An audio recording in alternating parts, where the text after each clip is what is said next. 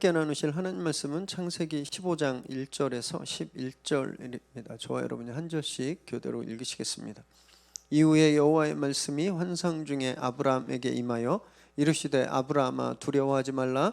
나는 내 방패요 너희 지극히 큰 상급이니라. 아브라함이 이르되 주 여호와여 무엇을 내게 주시려 하시나이까. 나는 자식이 없사오니 나의 상속자는 이 담메색 사람 엘리에셀이니이다. 아브라함이 또 이르되 주께서 내게 씨를 주지 아니하셨으니 내 집에서 길린 자가 내 상속자가 될 것이니이다. 여호와의 말씀이 그에게 임하여 이르시되 그 사람이 내 상속자가 아니라 내 몸에서 날 자가 내 상속자가 되리라 하시고 그를 이끌고 밖으로 나가 이르시되 하늘을 우러러 무뼈를 셀 수 있나 보라. 또 그에게 이르시되 내 자손이 이와 같으리라.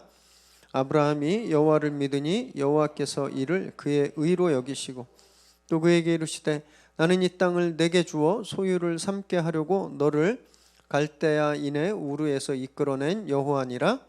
그가 이르되 주 여호와여 내가 이 땅을 소유로 받을 것을 무엇으로 알리이까. 여호와께서 그에게 이르시되 나를 위하여 3년 된 암소와 3년 된 암염소와 3년 된 순양과 산비둘기와 집비둘기 새끼를 가져올지니라. 아브라함이 그 모든 것을 가져다가 그 중간을 쪼개고 그 쪼갠 것을 마주 대하여 놓고 그 새는 쪼개지 아니하였으며 함께했습니다. 솔개가 그 사체 위에 내릴 때에는 아브라함이 쫓았더라. 아멘. 오늘 우리에게 주시는 하나님의 말씀입니다.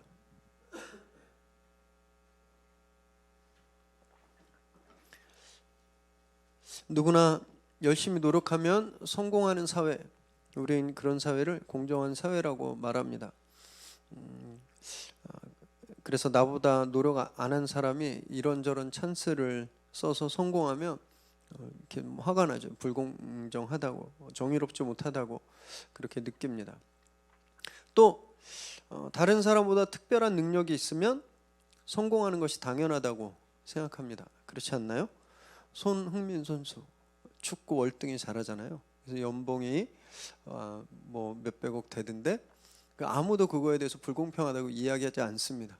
또 우리가 열광하는 아미들이 열광하는 BTS, 저는 도저히 따라할 수 없는 몸놀림과 노래 실력을 가지고 있잖아요. 그런 특별한 능력이 있으니까 정말 한 번 공연에 좀 천문학적인 수입이 와도 그걸 보고 아무도 불공평하다고 이야기하지 않아요. 특별한 능력이 있는 사람이 성공하는 건 공정하다고 생각합니다. 좋은 대학을 나오면 좋은 직장을 얻게 되고 또 고액 연봉을 받는 사회구조, 이게 정의로운 시스템이라고 우리는 생각하고 있는 거예요. 아무도 여기에 이의를 제기하지 않습니다. 그래서 이 시대는요, 능력주의 시대라고 말할 수 있습니다. 또는 학력주의 시대라고 말할 수 있어요. 그런데 이렇게 우리가 별 이상하지 않게 이렇게 당연한 거 아닌가 이렇게 생각하는 이런 현상에 정면으로 반대 목소리를 내는 분이 한 분 계세요. 27세 하버드 대학교의 최연소 교수가 되었고 12년 전에는 우리가 너무너무 잘 아는 정의란 무엇인가를 써서 전 세계 정의 신드롬을 일으켰던 마이클 샌델 교수가 바로 그런 사람입니다. 정의란 무엇인가 이후에 약 11년 만에 작년에 나왔습니다. 내놓은 책이 그 정의의 후속편격인 책인데 공정하다는 착각이라는 제목이 붙은 책이에요. 이 샌델 교수가요, 이 책에서 능력주의와 학력주의를 굉장히 신랄하게 비판합니다. 우리가 속고 있다고 이야기해요. 그분이 말하는 건 이런 거예요. 능력주의가 완벽하려면, 능력주의가 진짜 공정하려면, 정말 정의로우려면 세 가지 조건이 만족돼야 된다라고 말합니다. 하나는 공평한 기회.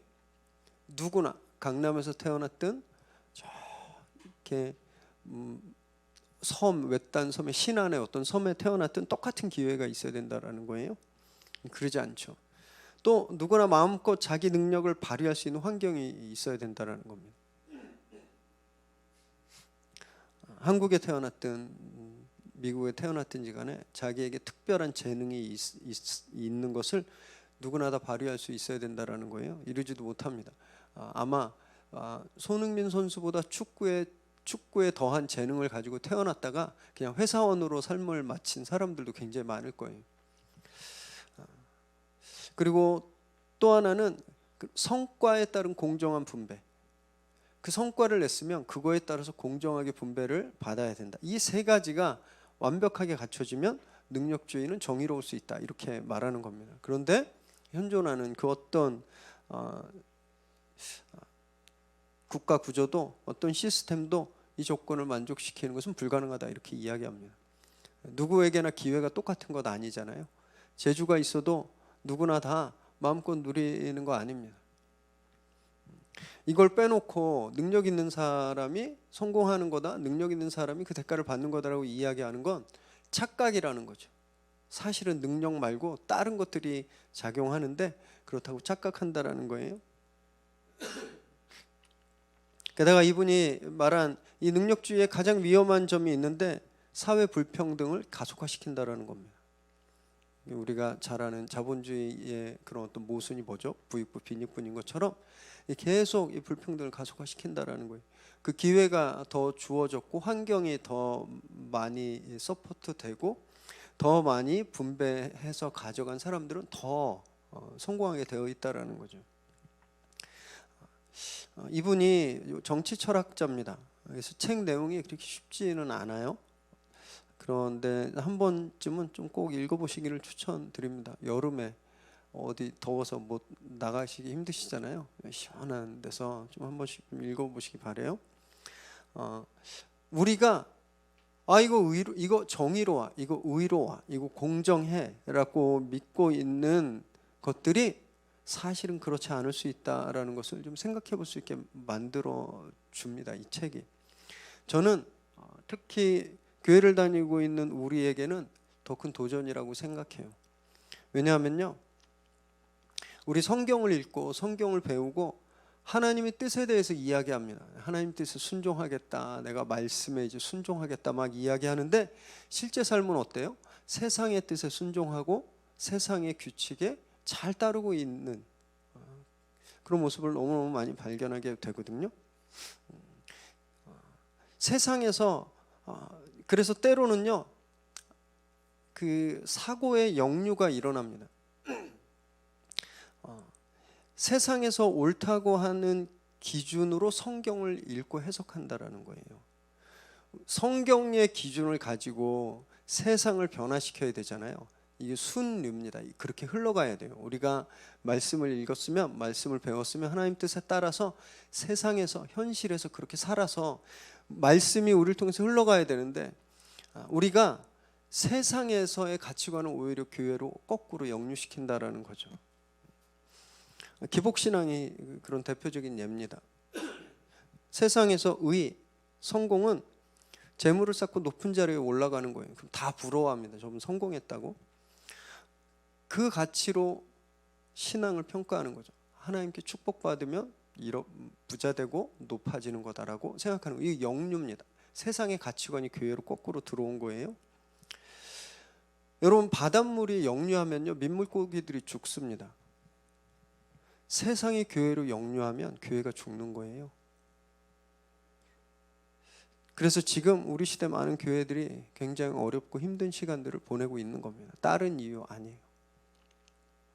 오늘 말씀에는요, 특별히 의로움이 무엇인가, 무엇이 의인가에 대해서 나타나 있는데 세상에서 말하고 있는 의로움과 전혀 다른 개념입니다. 우리가 함께 말씀을 나누실 때 하나님께서 우리에게 원하시는 의가 무엇인가를 좀 깨닫고 또 하나님 뜻대로 살기로 결단하는 그런 시간들 되시기 바랍니다. 1절 읽겠습니다. 시작. 이후에 여호와의 말씀이 환상 중에 아브라함에게 임하여 이르시되 아브라함아 두려워하지 말라. 나는 내 방패요 너의 지극히 큰 상급이니라.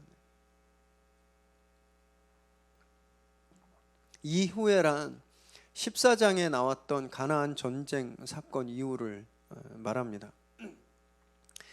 동방의 4개국 연합군이 가나안을 막 동으로 서로 동남 서북으로 초토화시키고 도시들을 점령하고 롯을 잡아갔잖아요. 그래서 아브라함이 롯을 구하기 위해서 급히 군대를 꾸리고 달려가서 이 4개국 연합군을 격파했죠. 그래서 포로들을 다시 되찾고 빼앗겼던 전리품들을 다 가지고 왔습니다. 가지고 왔을 때 살레망 멜기세덱이 떡과 포도주로 또 축복의 말로 아브라함을 영접했죠. 이에 반해 소돔왕은 굉장히 퉁명스러웠습니다. 그래서 아브라함이 소돔왕에게 사람뿐 아니라 재물도 다 돌려주게 되었죠. 이 사건이 일어난 후라는 거예요. 여러분, 이런 일이 일어났으면 어떻게 됐을까요? 아브라함은 이렇게 영웅입니다. 영웅, 가나안의 영웅. 그렇지 않나요?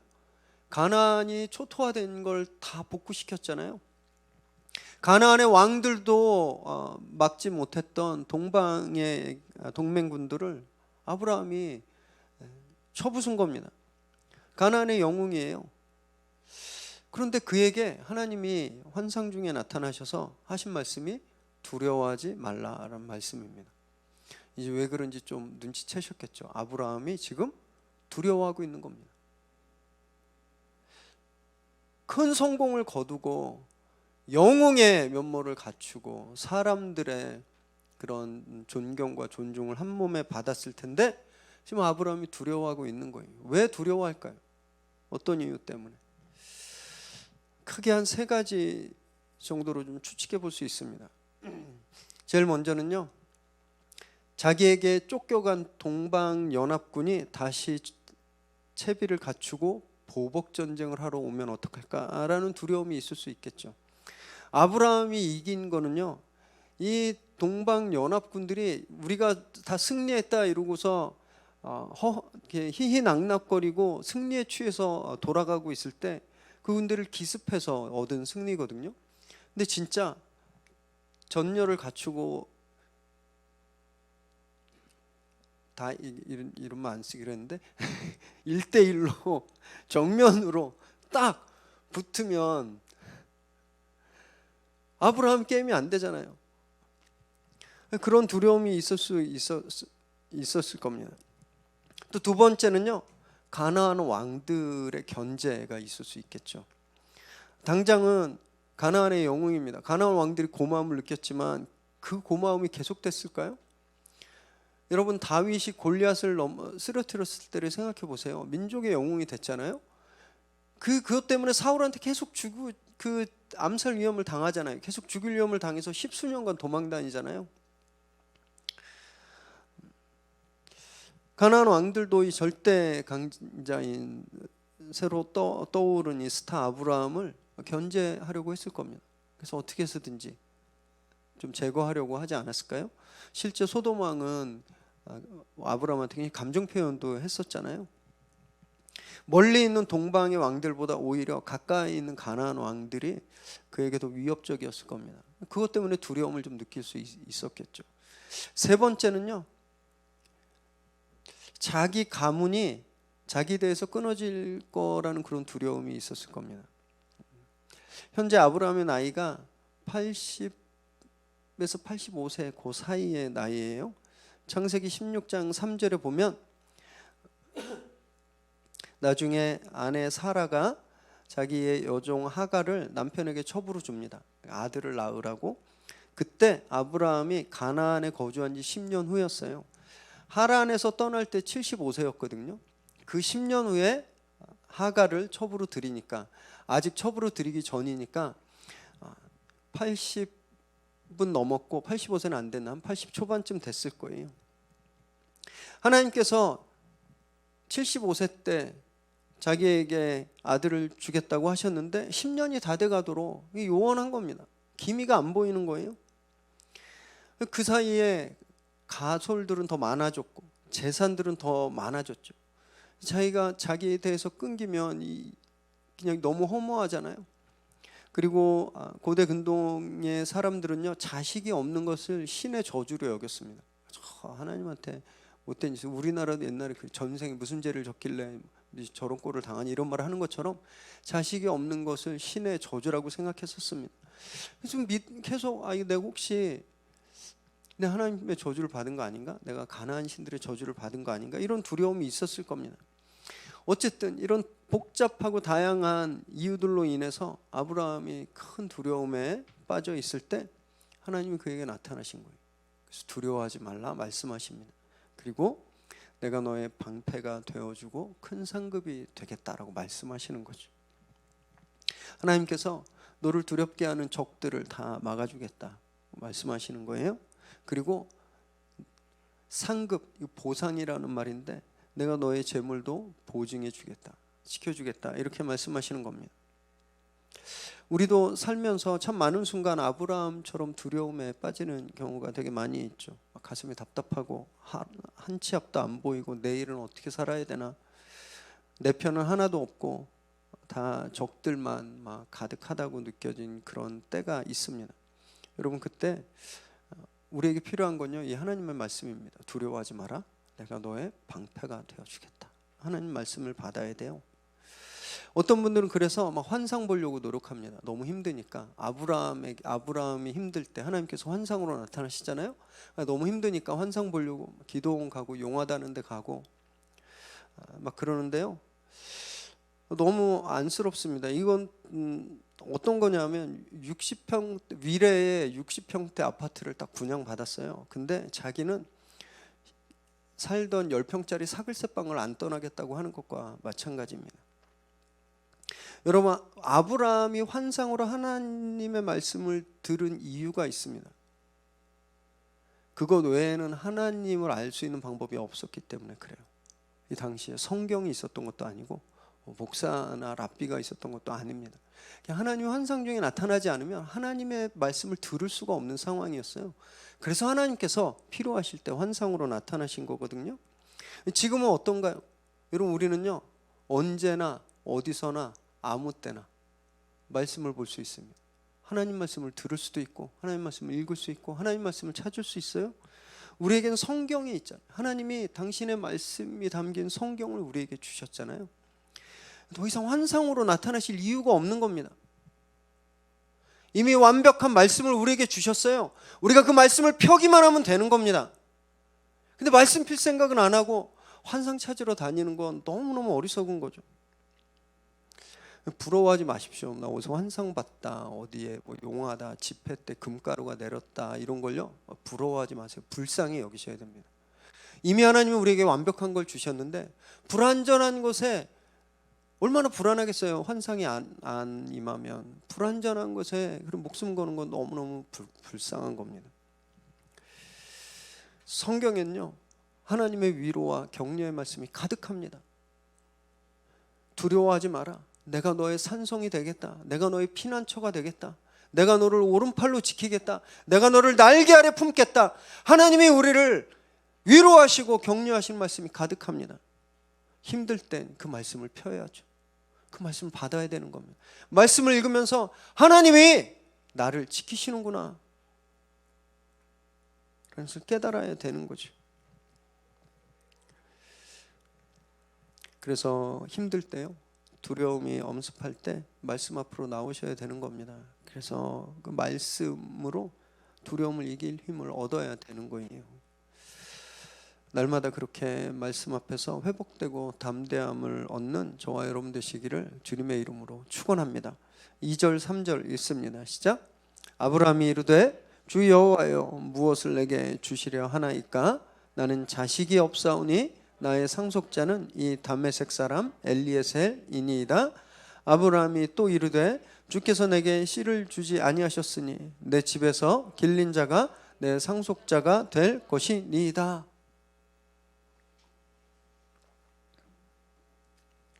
아브라함이 하나님께, 아니 저는 지금 자식이 없사오니, 이건 원어적으로 말하면요 나는 지금 아들 없이 죽어가는데 라는 말입니다. 굉장히 이렇게 도전적인, 하나님께 굉장히 좀 감정적인 말이에요. 이런 거죠. 자기는 지금 아들 없이 늙어가고 있어서 물려줄 사람도 없는데 뭘 주시겠다는 겁니까? 이렇게 불평하는 거예요. 하나님께.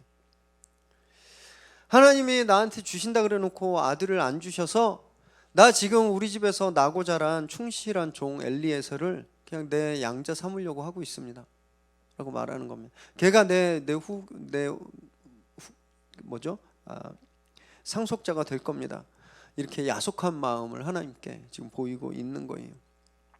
고대에는요, 자식이 없으면 종을 입양해서 양자로 삼아서 가업을 이어가게 하고 또 자신의 노년을 보살피게 그렇게 했던 일들이 상식적으로 일어났었는데, 아브라함이 나는 아이를 못 낳으니까 그냥 포기하고 엘리에셀을 그냥 노후대책으로 삼아야 되겠다, 이 마음을 품은 거예요.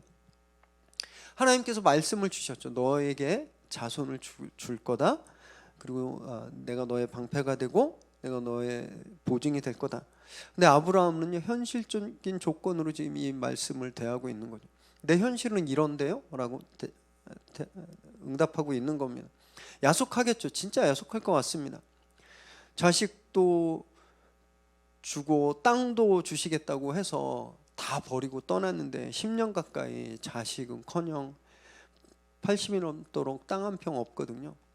그냥 자기는 그냥 많은 유목민 무리를 이끌고 다니는 그런 리더일 뿐인 거예요. 어디 정착할 땅도 없는 거죠. 하나님께 야속했겠죠. 우리도 하나님께 야속해서 종종 하나님한테 원망하고 불평하잖아요. 아니 고쳐주신다고 그래놓고 왜 이 병 아직 안 고쳐주냐고. 우리 아이 축복하신다 그러고 우리 아이 사랑하신다 그랬는데 왜 이 아이의 나쁜 버릇이 고쳐지지 않냐고. 남편을 위해서 기도를 10년 넘게 했는데 왜 아직도 적골이냐고 불평합니다. 네 시작은 미약하나 내 끝은 창대하리라, 이 말씀을 딱 주셔놓고서 도대체 내 비즈니스는 언제 번창하냐고 하나님께 불평합니다. 이런 모습들은요, 믿음이 없어 보이는 모습인 것 같아요. 믿음이 없으니까 하나님한테 불평한다고 생각하잖아요. 그런데 여러분, 달리 생각하면요, 믿음이 없으면 불평도 안 합니다. 아이들 보세요. 배고프면 엄마한테 막 불평하잖아요. 배고프다고. 왜 그런지 아세요? 엄마가 밥 해줄 걸 믿으니까 그런 거예요. 배고프다고 친구 엄마한테 배고프다고 불평하는 아이들 보셨어요? 못 보셨죠? 친구 엄마하고 아무 상관없으니까. 내가 배고프다고 해도 나한테 밥 줄 거라는 믿음이 없으니까 불평하지 않는 겁니다. 믿음이 있으니까 하나님께 왜 그걸 이루어주지 않으시냐고 하나님께 투정하는 거죠. 그래서 오늘 여기 보이는 아브라함의 불평은요, 불신에서 온 것이 아니라 믿음에서 온 거라고 할 수 있습니다. 바람직하지 않을 수는 있어도 그 시작이 믿음이라는 거죠. 하나님도 그래서 이 아브라함의 투정을요, 정죄하지 않으십니다. 4절 5절 읽습니다. 시작. 여호와의 말씀이 그에게 임하여 이르시되 그 사람이 내 상속자가 아니라 내 몸에서 날 자가 내 상속자가 되리라 하시고 그를 이끌고 밖으로 나가 이르시되 하늘을 우러러 무뼈를 셀 수 있나 보라. 또 그에게 이르시되 내 자손이 이와 같으리라.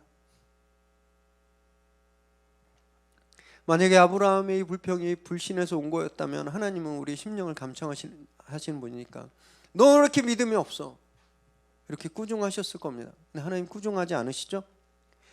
정죄하지도 않으세요? 그를 달래시듯 격려하십니다. 다시 한번 너한테서 아이가 날 거야. 그 아이를 통해서 너의 가문이 상속될 거야 라고 한 번 더 확인시켜 주세요. 거기서 그치지 않고 그를 데리고 그를 이끌고 밖으로 나갔습니다. 마치 하나님이 아브라함의 손을 탁 잡고 지금은 아브라함이 하나님 앞에서 신세한탄하고 있는 거예요. 주저앉아가지고 아예 뭐 주신다는데 맘대로 하세요. 아들도 없는데 아들 준대 놓고서 10년 동안 아들도 안 주고 맘대로 하세요, 이렇게 앉아있는데 하나님이 아브라함의 손을 딱 잡고 밖으로 나가시는 겁니다. 그리고 하늘을 보라 그러세요. 하늘에 막 떠있는 별들, 무수히 많은 별들을 보여주시면서 저렇게 셀 수 없을 만큼 너에게 자손을 허락하겠다, 이렇게 말씀하시는 겁니다. 여러분, 이것이 하나님의 사랑이에요. 하나님의 사랑. 하나님은요, 불평하는 우리들에게도 아브라함을 사랑으로 대하셨듯이 우리에게도 사랑으로 대하십니다. 여전히 현실의 한계에 갇혀 있어요. 그래서 하나님 왜 안 해주시냐고 투정하고 언제 주실 거냐고 떼쓰고 불평하고 나 하나님 다시 안 봐요 막 이렇게 치기 어린 협박을 막 하고 있을 때 하나님 우리에게 오시는 거예요. 두려워하지 마. 손 잡고 우리를 이끌고 당신의 나라를 보게 하시는 겁니다. 저기 한번 볼래? 수많은 믿음의 선조들이 무수한 별처럼 빛나고 있는 그 영광스러운 나라를 우리에게 보게 하는 겁니다. 저기 보이지? 저 나라가 네 거가 될 거야. 곧 우리에게 임할 그 영광스러운 하나님의 나라를 우리를 보게 하는 거예요. 여러분, 이 예배가 바로 그런 시간입니다. 세상에서 이리 치우고 저리 치우고 상처받고 하소연할 데도 없고 하나님한테 불평하러 왔는데 하나님이 예배를 통해서 우리의 눈을 들어서 하늘을 보게 하시는 거죠. 아브라함이 어땠을까 생각해 봤습니다. 그 어두컴컴한 천막에 있다가 하나님 손에 이끌려서 나와서 그 하늘을 막 수놓은 그 별들을 보았을 때 가슴이 얼마나 뛰었겠습니까? 얼마나 기대감이 생겼겠어요? 예배를 통해서 우리가 그런 감동과 기대감을 회복해야 되는 겁니다. 하나님이 보여주시는 것을 봐야 되는 거예요. 말씀이 보여주는 디렉션을 봐야 되는 겁니다. 여러분, 그래야 우리가 다시 가슴이 뛸 수 있는 거예요. 하나님 나라를 소망하시기 바랍니다. 이 예배를 통해서 하나님이 우리에게 보이시는 그 하나님의 나라를 바라보시기 바라요. 그래서 다시 한번 가슴이 뜨겁게 뛰는 저와 여러분 되시기를 바랍니다. 6절 읽습니다. 시작. 아브라함이 여호와를 믿으니 여호와께서 이를 그의 의로 여기시고.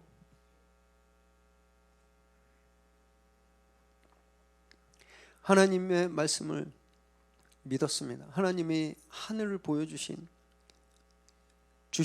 그 많은 그 별처럼 자손을 주시겠다고 말씀하신 하나님을 믿었어요. 그러자 하나님께서 그의 믿음을 의롭다고 여기셨습니다. 정의롭다고, 공의롭다고 여기신 거예요. 여러분, 여기서 우리가 굉장히 중요하게 봐야 될 게요, 아브라함이 하나님을 믿었다라는 겁니다. 다시 한번 말씀드릴게요.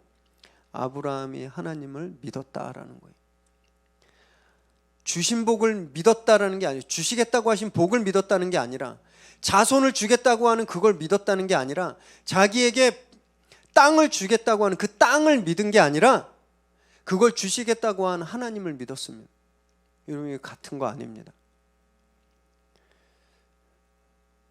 하나님이 아니라 하나님이 주시겠다고 하는 복을 믿으면요, 낙심할 수 있습니다. 그게 내 앞에서 안 이루어졌을 때 낙심해요. 그래서 아브라함도 불평했잖아요. 주신다더니 왜 안 주셔? 그런데 이제 그가 복이 아니라 복 주시는 하나님을 믿을 때 이제 그는 달라지는 거죠. 그래서 우린요, 하나님을 믿어야 됩니다. 하나님이 주시는 축복을 믿는 게 아니라 그걸 주시는 분을 믿어야 돼요. 여러분, 그럼 그게 뭘까요? 하나님을 믿는다는 게 뭘까요? 교회 다니신 분들, 신앙생활 오래 하신 분들이 제일 많이 쓰는 말 중에 하나가요, 믿습니다. 믿습니다. 아멘. 이게 믿습니다라는 말이거든요. 너무 자주 써서 아주 익숙해요. 그래서 잘 안다고 생각합니다. 믿음에 대해서 설명해 주시겠어요? 그러면 그냥 믿어 이렇게 얘기하죠. 잘 모르니까, 어떻게 설명해야 될지 모르니까.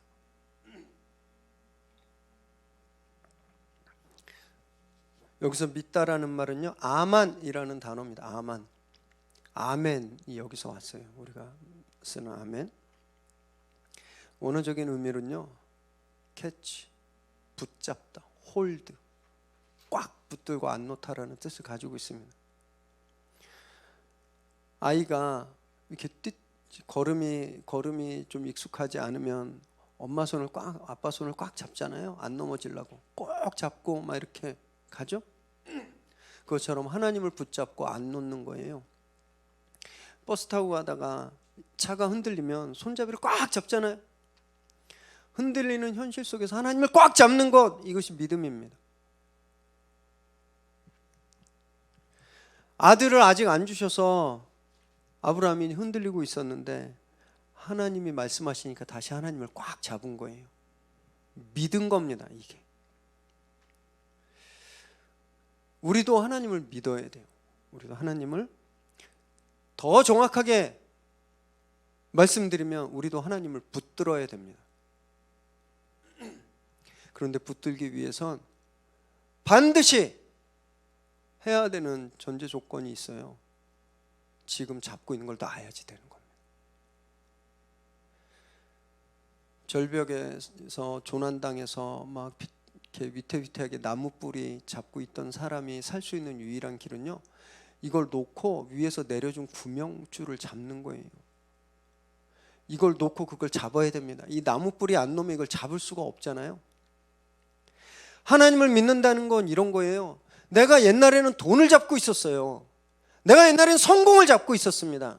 내가 옛날에는 욕망을 잡고 있었어요. 하나님을 믿는다는 건 이거 놓고 하나님을 잡는다는 거예요.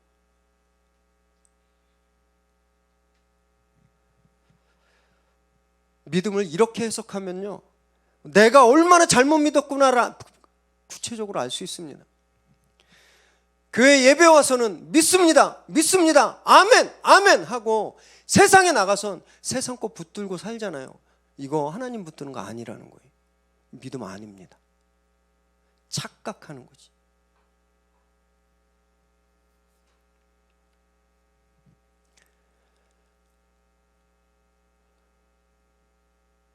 세상을 잡은 손을 안 놨는데 하나님을 어떻게 잡을 수 있겠습니까?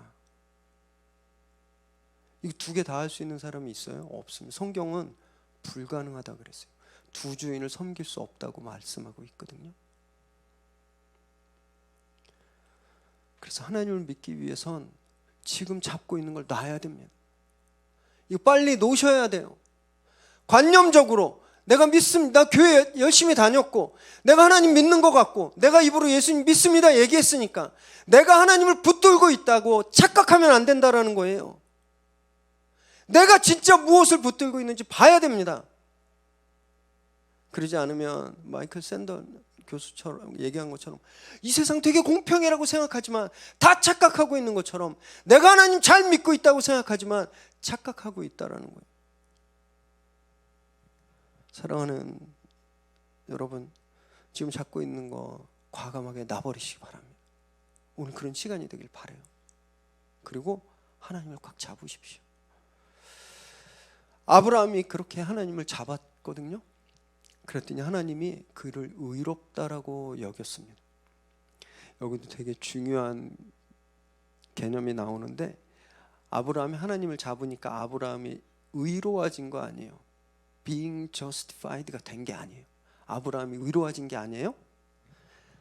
똑같은데 똑같아요. 여전히 연약하고 나약하고 자주 두려움에 빠지는 그냥 똑같은 사람인데 아브라함이 하나님을 잡으니까 그럼에도 불구하고 아브라함을 의롭다라고 여겨준 겁니다. 내가 너 의롭다고 불러줄게. 내가 널 의인으로 불러줄게. 이걸 다른 말로 칭의, 의롭다고 불러주다. 영어로 justification이라고 하거든요.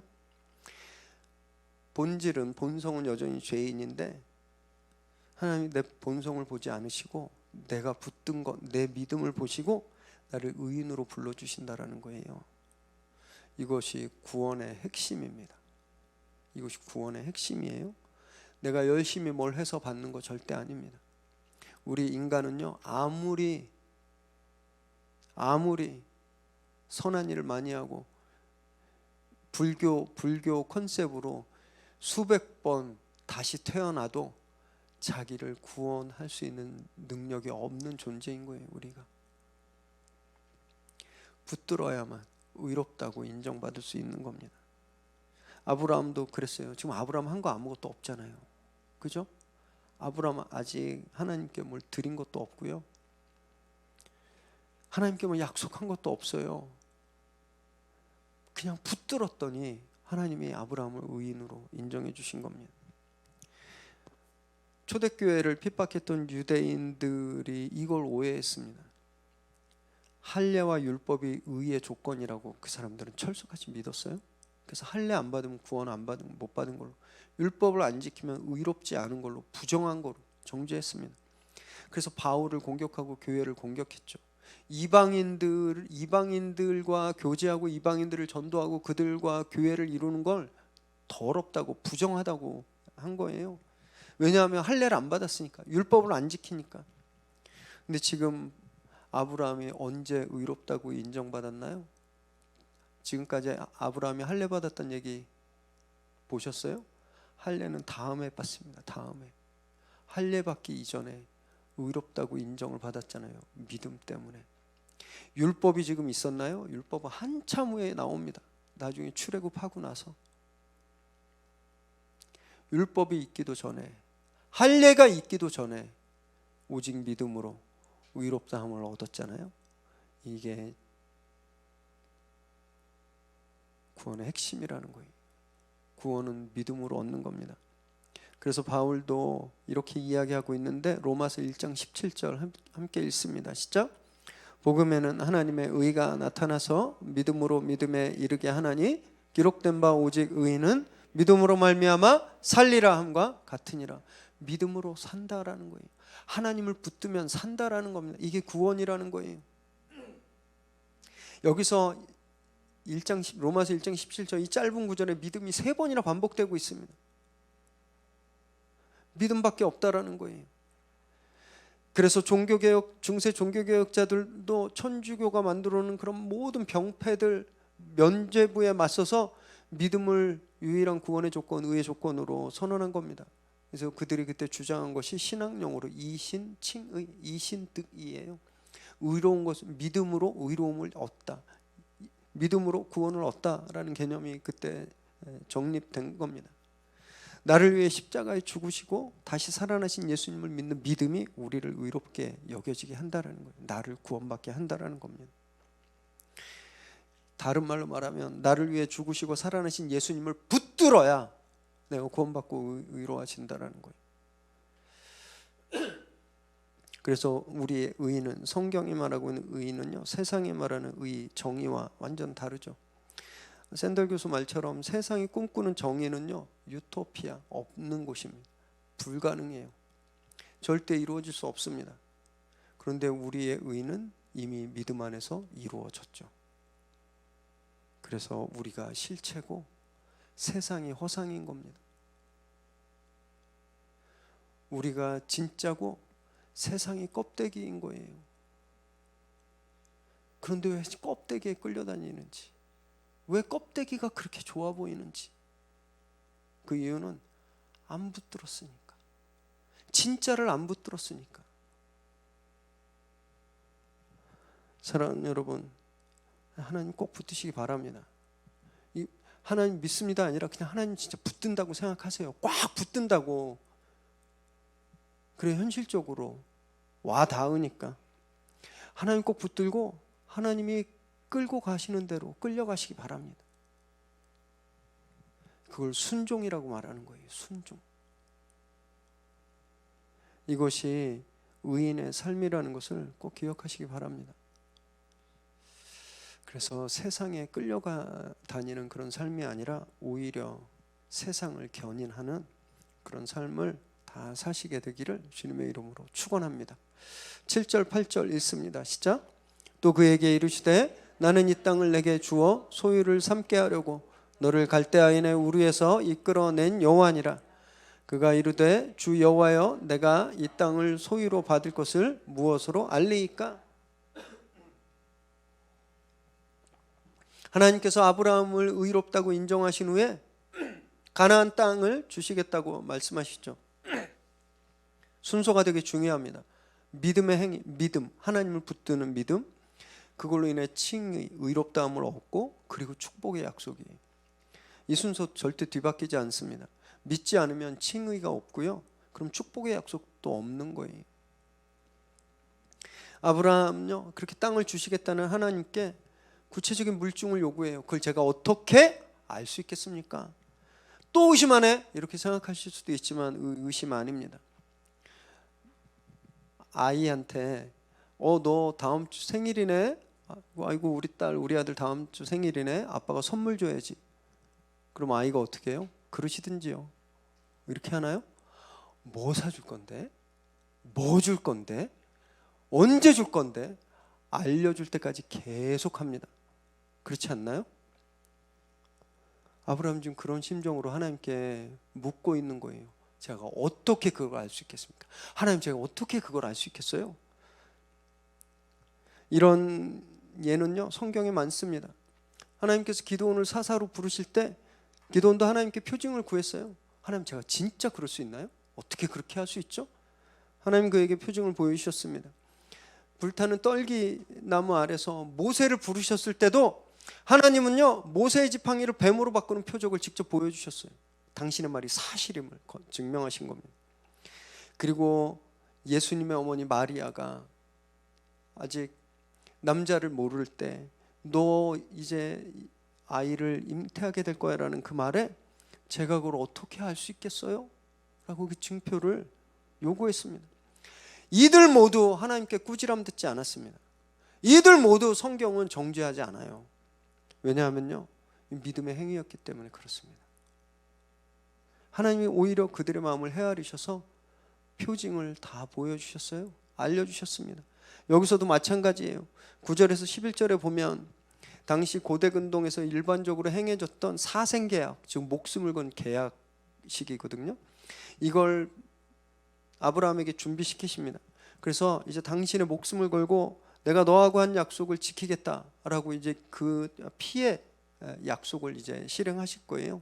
다음 주에 이제 하나님이 어떻게 하시는지 나오는데 우리 이 계약의 의미와 참된 뜻은 다음 주에 더 살펴보기로 하고요. 하나님이 이러신 분이에요. 그래서 우리도 적극적인 믿음의 반응을 해야 됩니다. 하나님 붙들었으면요 막 흔들어야죠. 하나님 붙들었으면 막 떼써야죠. 하나님께 요구해야죠.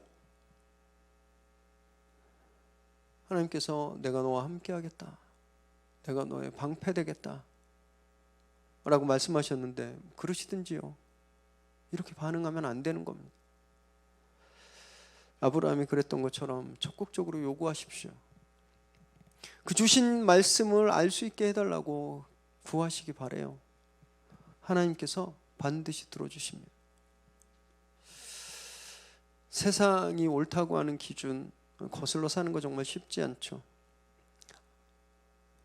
아브라함에게 아들도 없고 땅도 없는데 수많은 자손이 생기고 이 땅을 다 가지게 될 거라는 말씀은요 이해로 받아야 되는 게 아니라 믿음으로 밖에 받을 수 없는 말씀이었습니다. 세상 사람들은 비웃으겠죠. 80 넘은 노인네가 애를 낳아? 그리고 막 자손이 많아져? 지금 땅 한 평도 없는데 이 땅을 다 갖는다고? 이해할 수 없는 거죠. 세상은 비웃습니다. 그러나 믿음으로 그 말씀을 받은 사람은요 그 말씀이 이루어질 것을 아는 거예요. 믿음이 아니고서는 우리는 세상과 다른 삶을 살 수가 없습니다. 하나님의 의는 이 세상을 초월하죠. 이 세상의 상식과 기준을 초월합니다. 이해할 수 없는 영역이에요. 해석할 수 없는 영역입니다. 검증할 수 없는 영역이에요.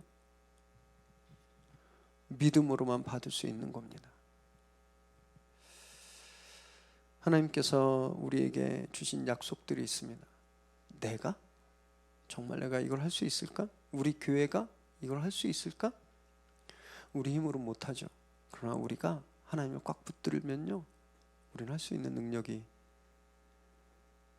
주어지게 되는 겁니다. 조건과 상황을 바라보지 마시고 그래서 하늘을 보시기 바래요. 하나님의 말씀을 꼭 붙드시기 바랍니다. 그렇게 믿음으로 업그레이드된 삶을 사는 저와 여러분 되시기를 주님의 이름으로 축원합니다.